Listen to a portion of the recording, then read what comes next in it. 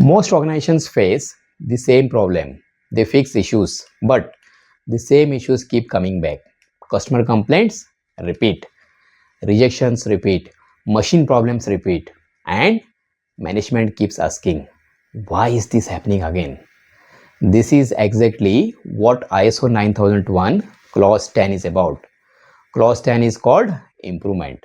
Clause 10 is the clause that decides whether your company will improve or whether your company will keep firefighting forever.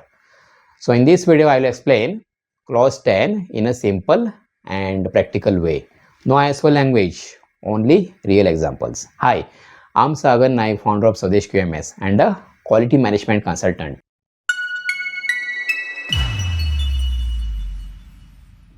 I work with MSMEs and growing companies, and I have seen one clear difference between successful companies and struggling companies.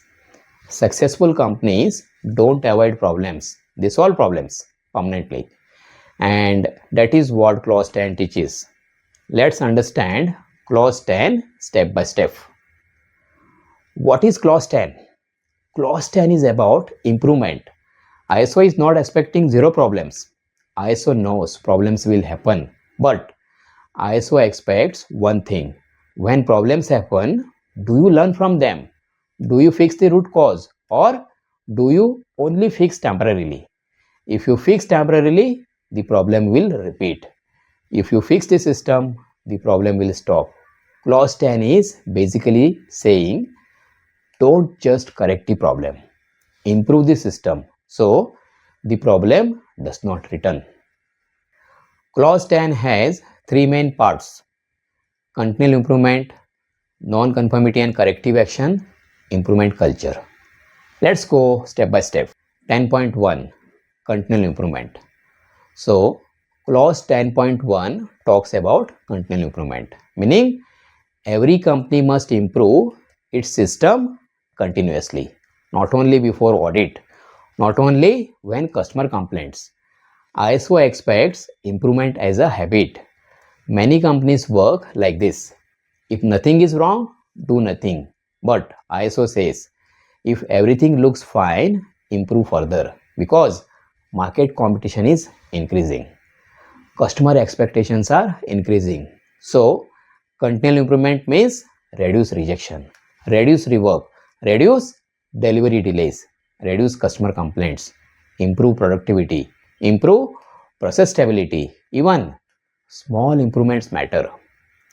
ISO improvement is not always big projects. Even small improvement every month builds a strong system.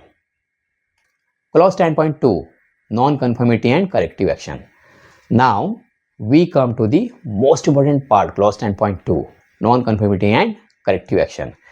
This is where most organizations fail because they close complaints, because they close problems, but they don't solve them. Let me explain with a simple example.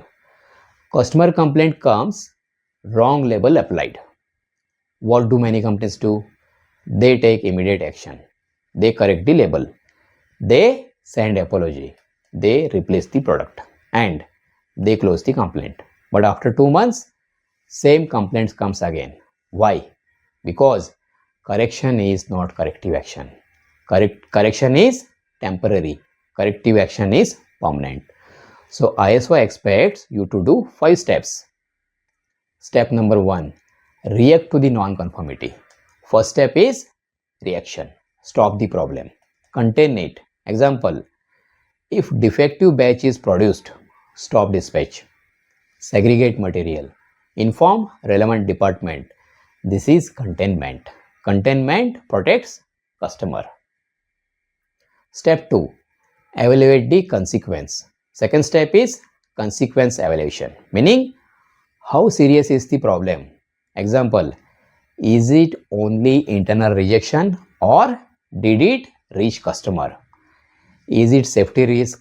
Is it regulatory risk? Because severity decides urgency.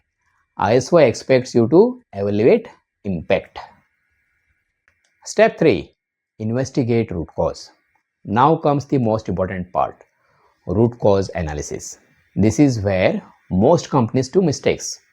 They write root causes like operator mistake, carelessness, human error, lack of awareness. These are not root causes. These are symptoms. Root causes means why did system allow this problem? If wrong label happen, possible root causes can be no label control system, no verification step, no approved master label, no line clearance process, no training method, no accountability defined. So ISO expects you to go deeper. Tools like 5Y, fishbone diagram, process mapping, but tools are not important. Thinking is important because if root cause is wrong, corrective actions will fail. Step 4. Implement corrective action. Now, corrective action. Corrective action means change the system so the problem cannot repeat. Example, if wrong label issue happened, corrective action can be create label issue register, include label verification checklist, define label custody system, provide training, add supervisor approval before dispatch. Corrective actions must improve the process, not only correct the product. Step 5. Check effectiveness. This is the most ignored part. Effectiveness check.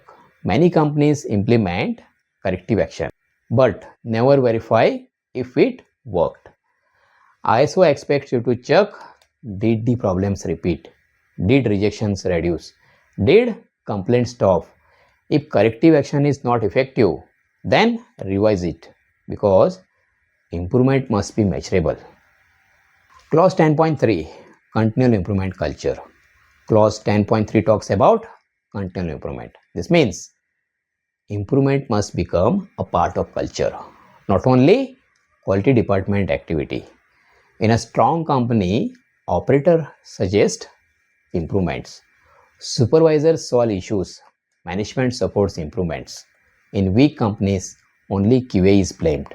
Only QA writes corrective actions. Only QA closes findings. Then system never improves.